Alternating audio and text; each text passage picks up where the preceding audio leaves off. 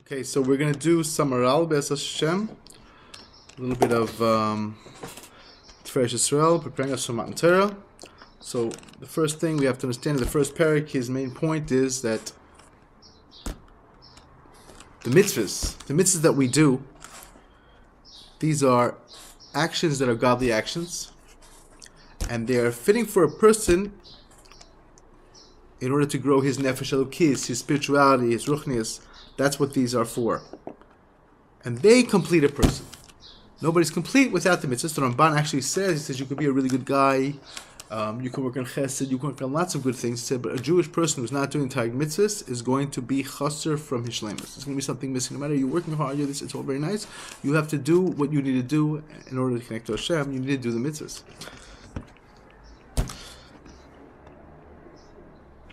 As many as you can, as many as you're supposed to. Each person has different mitzvahs and different ways to make mitzvahs. That's a different shmuz, not for now. Fine. So, he says that he explains the Medrash, the Medrash Tanchuma, beautiful Medrash Tanchuma. The Medrash Tanchuma says that Tunas Rufus went over to Rabbi Akiva and he said, tell me, what's better? Hashem's actions or man's actions? Rabbi Akiva said, man. He said, oh, come on. Shamayim v'oretz. You're going to make the sun? Man, let's see you make the sun. Let's see you make Mount Everest. Come on, how can you say it's better? He said, don't talk to him about what's not in the capability of man.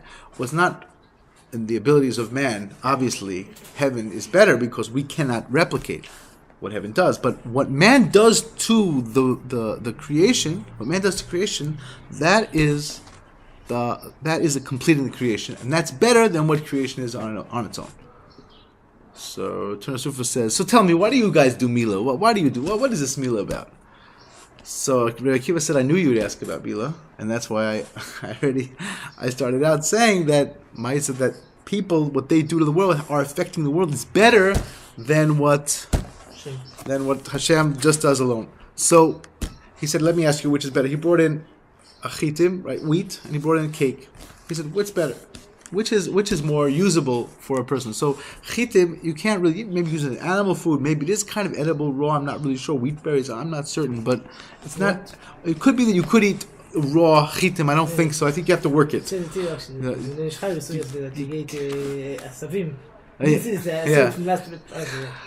could be there's such a thing that it's possible. I don't know. I honestly don't know. I've never experimented with it, but you certainly most people would not enjoy it. It's not like right, barley is maybe inedible, as you have to really break it down. But most people not enjoy it. But when you're dealing with a cake is edible. A cake is something you can use better. Therefore,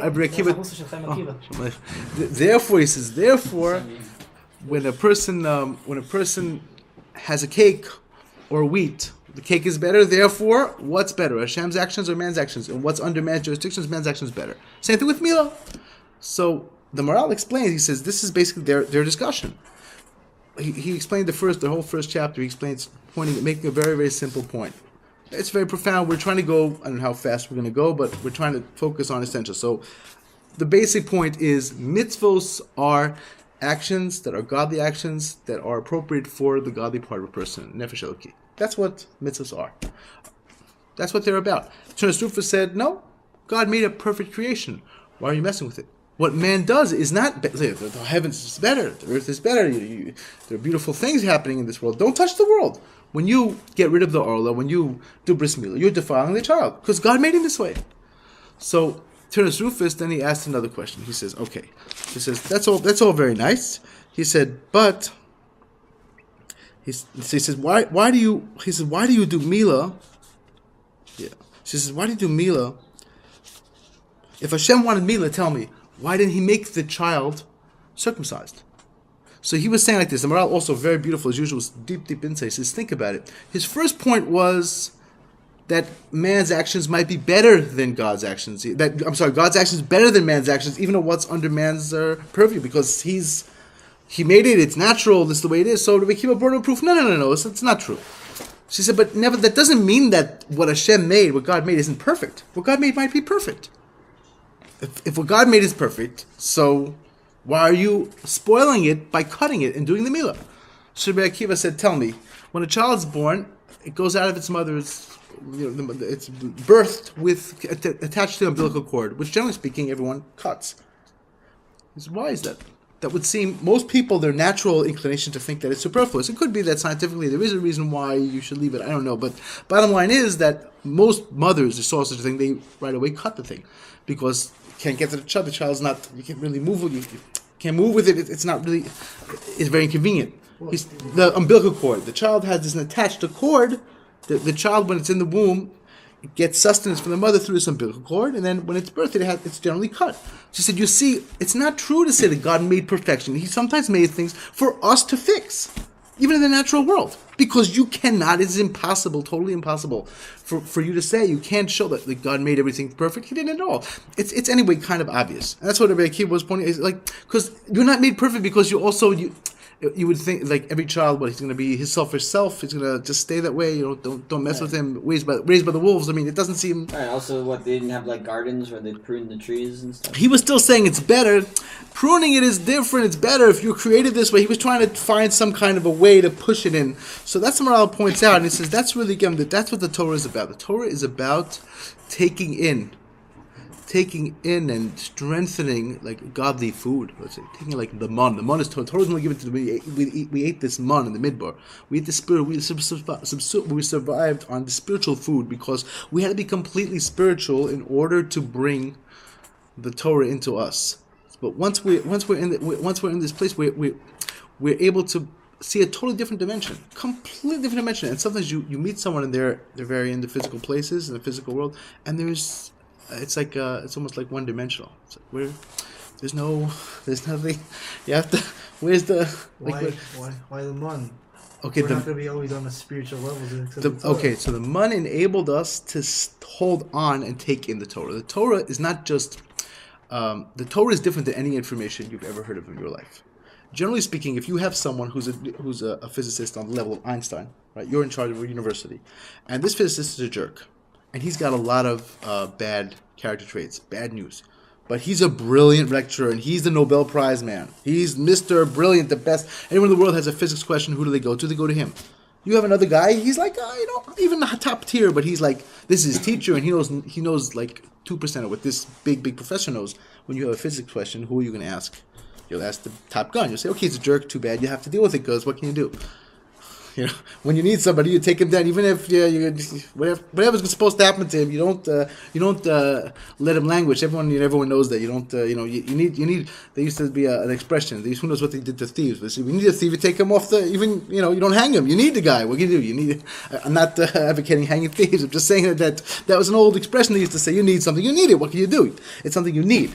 But in Torah, it's totally not like that. You can have the biggest, greatest authority, and he is morally problems, he's corrupt, and we're like, he's kikal. You go to some bar, you go to the shuk, some guy with like a yarmulke hanging out having a beer. He's the same thing, hanging out there. He's just Torah. He keeps Shabbos. He's not Nukshom. This guy is no different. He's no different. Totally. So we can talk. What does it mean morally corrupt? We can talk. It means someone really bad news, like doing a error. It's not so. Nebuchadnezzar Chaim says, don't the guy's learning. What do you mean? He's killing himself to learn. Don't say, it's not dvikis. He says, you have to be careful, and that's certainly true. But nevertheless, we have to understand that Torah is something else. You don't have the mun, you can't take in Torah. Torah is supposed to take you somewhere else. If Torah doesn't take you to this tremendous place of connection and dvekus, then you're doing it. There's something wrong there. It's got to bring you. So it's good. It's also good. It has a plus. It's building. It's building tools. Like the Chayadim writes in his introduction to Zuchatos Moshe. He says the person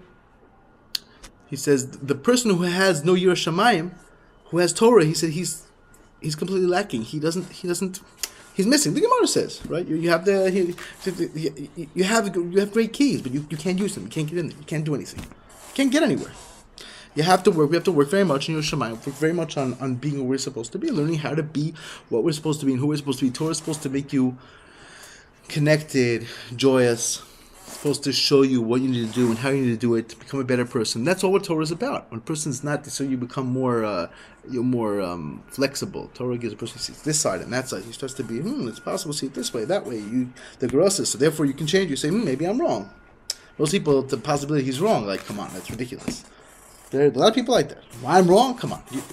we all understand that it can't be true, right? I'm wrong, you're wrong, yeah, me wrong, get out of here. So so you start saying, no, this way, I thought differently. It starts to be pretty easy. You check, see, and you have to work very hard for it. But if you want to get what Torah really means, what it's really about, you need to put a lot of effort, and you need to get to a place that's above the physical.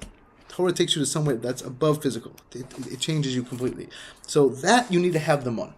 That's why our sages say that the Ochle Amon, those who ate the one, they got the Torah, and we have this special ability to connect and be one with the Torah. That's why you meet people in academic settings very, very often.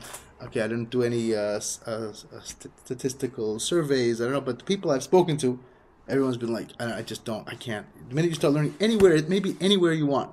It starts to be like you're looking for something, you're finding something that, I don't know, you're reading the Talmud and somehow something lacking. Even if you do study, you can study all you want, but there's something lacking when you don't have that, at least some level of looking for the truth in the Torah, looking and connecting to the nose in the Torah. Like the Shlosh says, I think in Masechah Shavuos he says, don't forget the nose in the Torah. Don't be so busy learning Torah you forget God. God gave the Torah. Don't forget the one who gave you the Torah. You can't be so busy. You have to connect to the one who gave you the Torah. That's a little bit what Shavuos is about. That's a little bit what Sefiras haomer is about, preparing, waiting, this waiting period, because you can't get, we were speaking yesterday a little bit, you can't get like in a second. You have to work hard and you have to wait, if you're willing to wait, because we're physical. We want to connect to the spiritual part of us. We have these two opposite things inside of us, opposite elements. We have this angel, amazing intellectual, and then we have this, this very, very vile beast, this little snake or something. And you have them both together. Everybody does. Be very careful. That's part of what there's a lot of you do. Like you have yichud, you have different other things, because people have to be real about their weaknesses. People aren't real about their weaknesses, so then they fall away. It's the story of Divrei Chaim with Tzanz. I'll end this with the story, but it's the story of Divrei Chaim with Tzanz. Divrei Chaim, one time, he called up a chassid, and he said, if you'd found a wallet here, these people were his chassidim, so if you found a wallet here on the street, would you return it or not? She said, of course I'll find out and return it. He said, you're talking like a fool. Stand on the corner. Wait for me. He was his rabbi, okay? His teacher, fine. That's what he did. Called someone up. So, if you found a wallet in the street, would you return it or not? Well, he started making all these technical rationalizations. Let's see. Whose wallet is it? Probably. And blah, blah, blah, blah. Talking on and on. He says, no, I think I can keep it. He said, you're talking like a Russia. Stand on the corner. So he called someone else. So, then both of them were like, Neither answer is right. What's the right answer? Nobody? Like what? She said, tell me, if you found a wallet in the street and, full of money, what do you do? Return it, not return it? He said, well, it depends. Let's be honest. He said, the truth is, I'd like to say I'll return it. He said, but Sahara, I have this negative part of me, and it's like, it's going to start saying, well, start making these technical rationalizations. I'm sorry, Rebbe, the best I can say is, I hope I would return it. He said, oh, you are a guy who's going to return it! Because you knew that you're not going to just go to the rationalizations, and you're also not going to just pretend like it's so easy. It's not easy. It's hard. It's a struggle. You're the guy who's going to return it. If you're ready, you're prepared for the challenges, then you're the person who's going to be able to move things. But if you're not, if you don't, so then you just... we have to understand, but we have to give to that part of us, that elevated part of us. We have to feed it and connect it and make it dominant in ourselves slowly but surely. Slowly but surely. It's a tough.